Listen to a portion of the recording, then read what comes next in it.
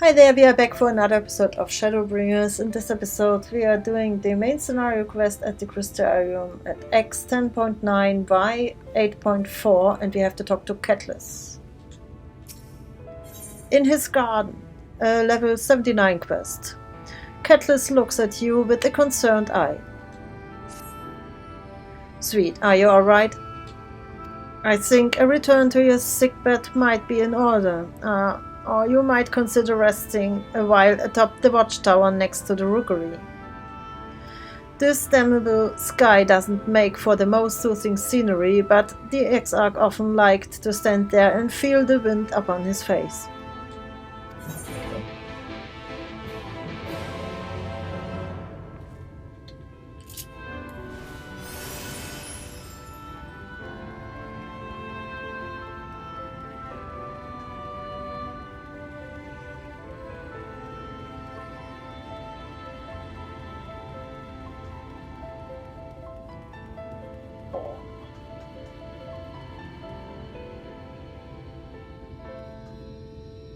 Maybe there.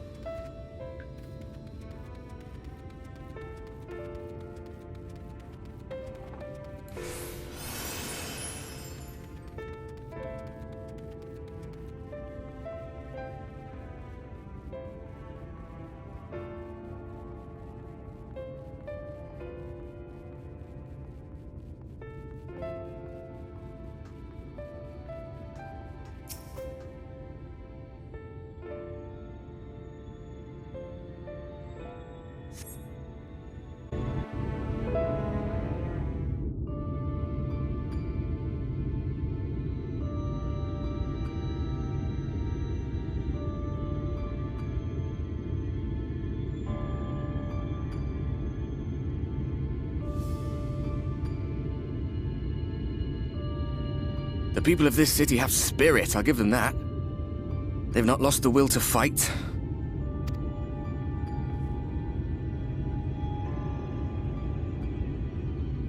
I can imagine how torn you must feel, looking at that sky, knowing what it means to everyone, and that you're responsible.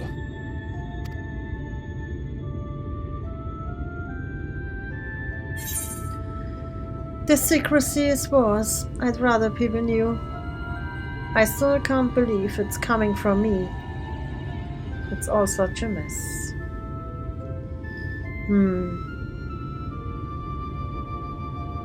The secrecy is worse.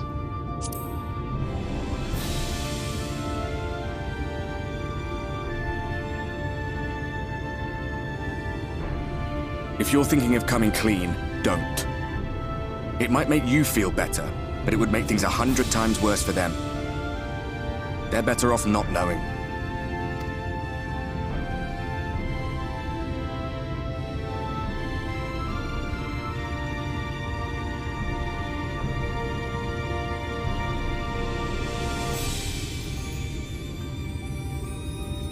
You're in a corner, and there doesn't seem to be any obvious way out.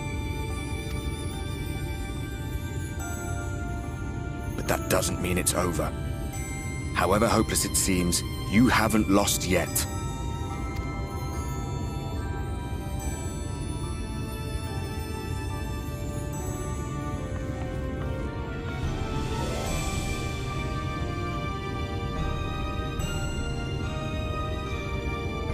I remember looking up at the sky like this before. Being caught up in a strange kind of calm. It was after we realized we were responsible for the flood, when we resolved to journey to the source by taking our own lives. One last sacrifice, one last fight, one last failure. And then the Oracle appeared and, well, you know the rest. There were times in the years and decades that followed when I wondered if we might not have been better off just letting the rejoining happen.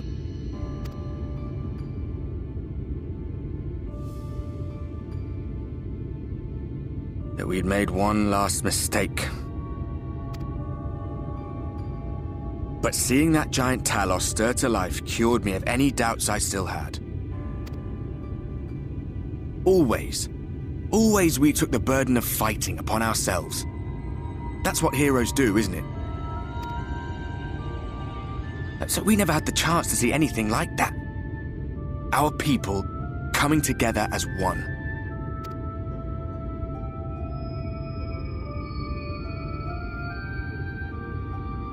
To think that their hope still burned so bright. That they were still so eager to live, they would lift up their fellows, one on top of the other, till they reached the sky. No. We made the right decision. And I can finally feel proud of the part we played in helping this world survive.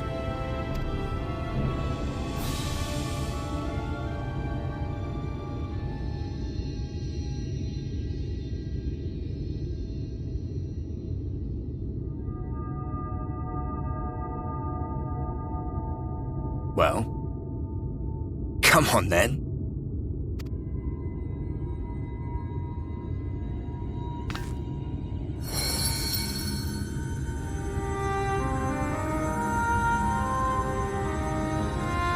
As I thought, what happened between us was no coincidence. My story may be finished, but the fates have gifted me a minor role in yours.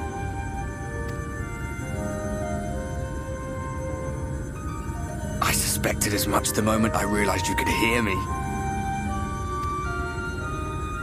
But it's hard not to doubt yourself when you're the man who caused the flood.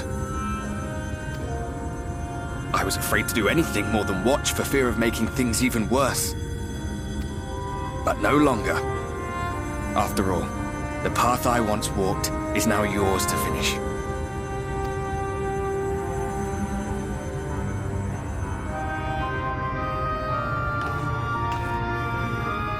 For what it's worth, I cast my lot with yours. If you need a push, I'll be right there behind you. If you lose control, I'll do my best to stop you. So, let us be about it, hero.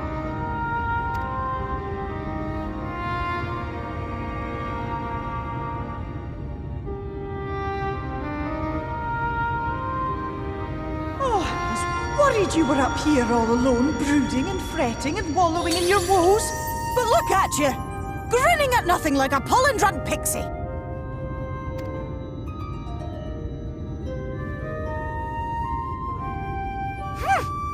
Look at what you've done to your ether. It's a mess. And you have cracks running all through that pretty soul of yours. My poor little sapling. Whatever am I to do with you?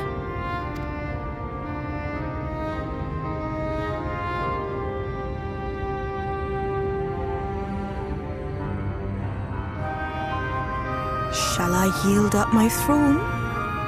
You could claim it, cut ties with the mortal world, hide away in the castle.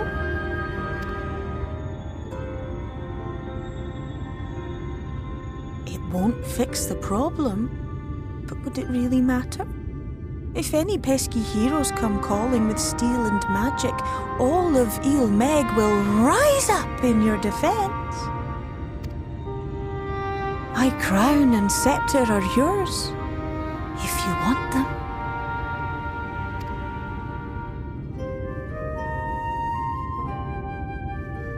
What? Don't give me that look. Of course I knew before I asked that you'd never ever heed such a wicked suggestion. And besides, what would become of my precious and ephemeral flower?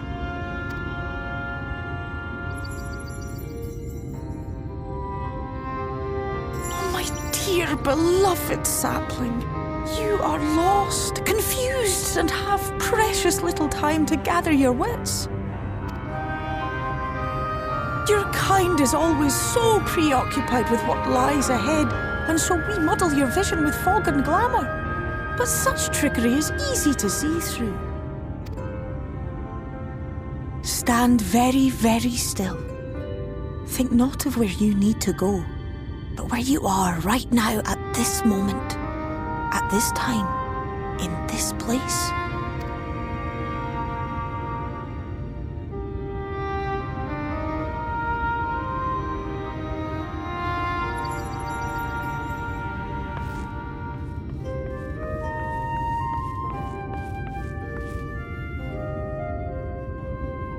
Our cairn of crystal. From shadowed hood he watched you go, his ruby eyes with warmth aglow. See yourself as he saw you, and that shall be the clearest clue.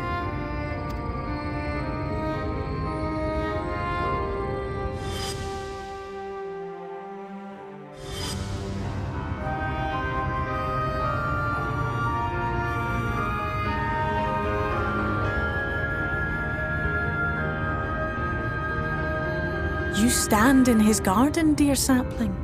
Ask his flowers what they know, and you will surely find an answer. But what will you do with it, I wonder? I'll be watching and waiting, waiting and watching.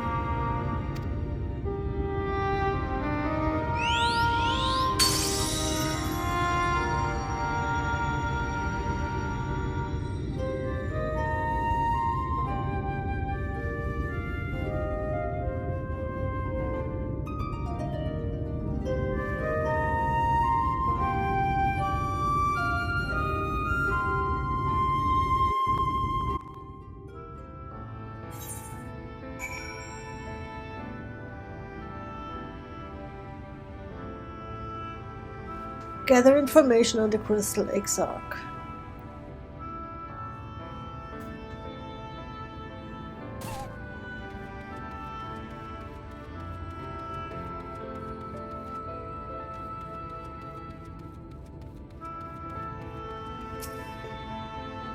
Oh, I did not expect to see you on your feet so soon. Surely you have not come in search of an Amaro.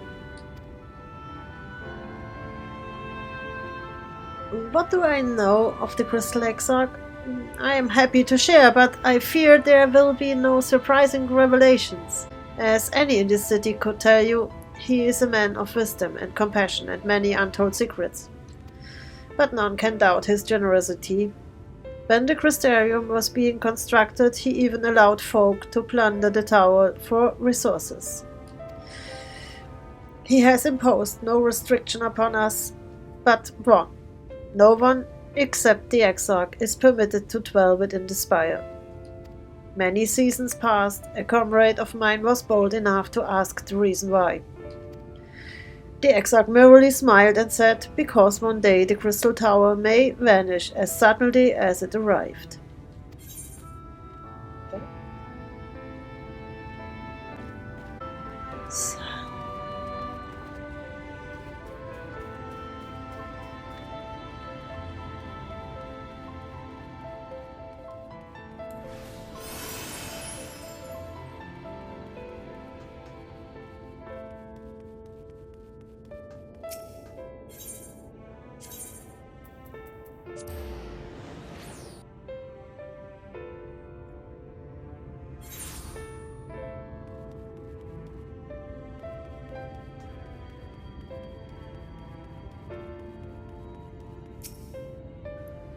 Sweet. It is good to see you awake and alert, my friend. What's this about? You are not writing the Exarch's memoirs, are you? I am not sure how much I can tell you, considering we avoid asking too many questions, unspoken rule, and all that. If anyone has fresh insights to share, then it would be Captain Lena, I'd say. She lost her parents to an ether attack not long after she was born, and the Exarch saw to her upbringing. Outward appearance aside, those two are like grandfather and granddaughter. I imagine the news of his predicament hit her doubly hard, not that our proud captain would ever let it show. If you do decide to talk to Lena, she'll be at her usual post at the Exensor Gate.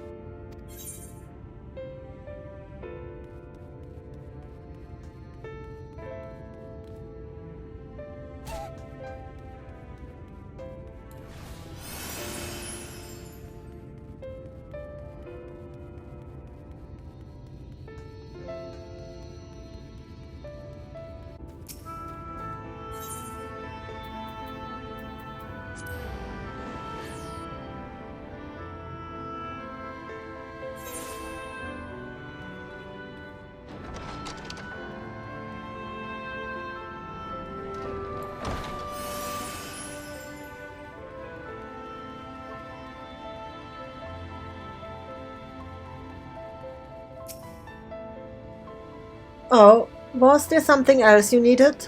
If you have come for the results of my research into the persistent light, I'm afraid there's little to tell as of yet. Records pertaining to the Exarch? Well, I need no documentation to rely what little I know of his history, if that is what interests you. Less than a decade had passed since the coming of the flood when the Crystal Tower first flashed into existence. Its summoner, the Exarch himself, became known to the refugees in Lakeland soon thereafter. He welcomed all who sought out the spire, be they locals who had lost their homes, to Verbertes fleeing their ruined kingdom, and together did they found the city which would become the Crystarium. Some thought to call him king, for he refused to share his name, but the summoner did not deem himself worthy of royal address. Thus did the people consider his scintillating skin. So alike to the tower he had summoned, and bestowed upon him the title of Crystal Exarch. As for his true name, well, 'twould seem that is a mystery that remains unsolved to this day. Speak with Lena at the Exensor Gate. Okay, in Lakeland. So, where is it? There. Okay.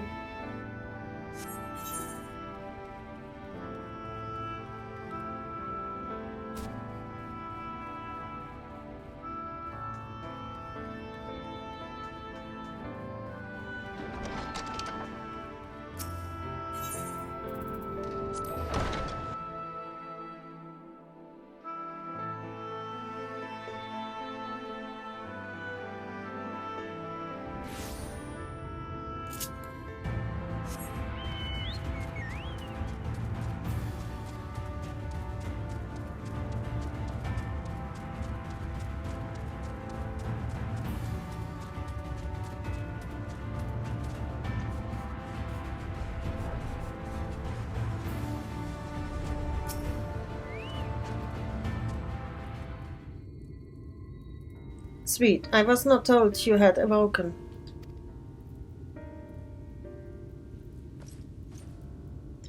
A welcome surprise. Now, if only the Exarch was returned to us. He was taken by this rival of yours, was he not? Your companions mentioned they had an idea of where to find him. And so I bristled when they asked for patience. I did not understand their hesitation until I saw that you had fallen, only that did I realize that I had no business rushing ahead. Even so, the delay has been no less agonizing. In the moments before he left to join you in Colusia, the Exarch entrusted me with a key. It opens a door in the ocular to a chamber known as the Umbilicus. This room is the heart of the tower, into which only the Exarch himself is permitted to enter.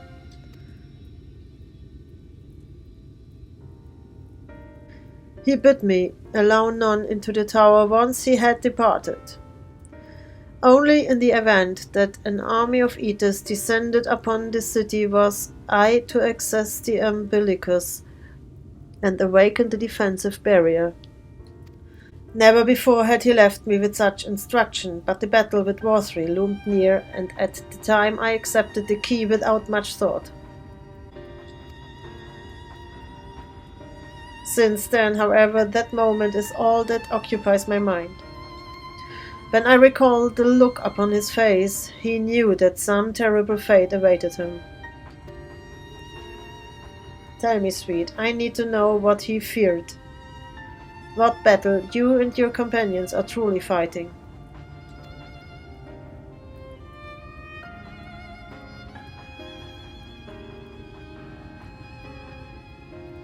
Forgive me, I trust in the Exarch, and I should not be voicing these doubts when he is not here to respond to them personally. But you have come to me with a question of your own, have you not? Ah, I see. I'm not the only one who burns for answers. The time has come to open the tower's heart. Though we do not face an invasion of eaters, I suspect the city will be in far more danger if you do not gain the knowledge you seek. Complete.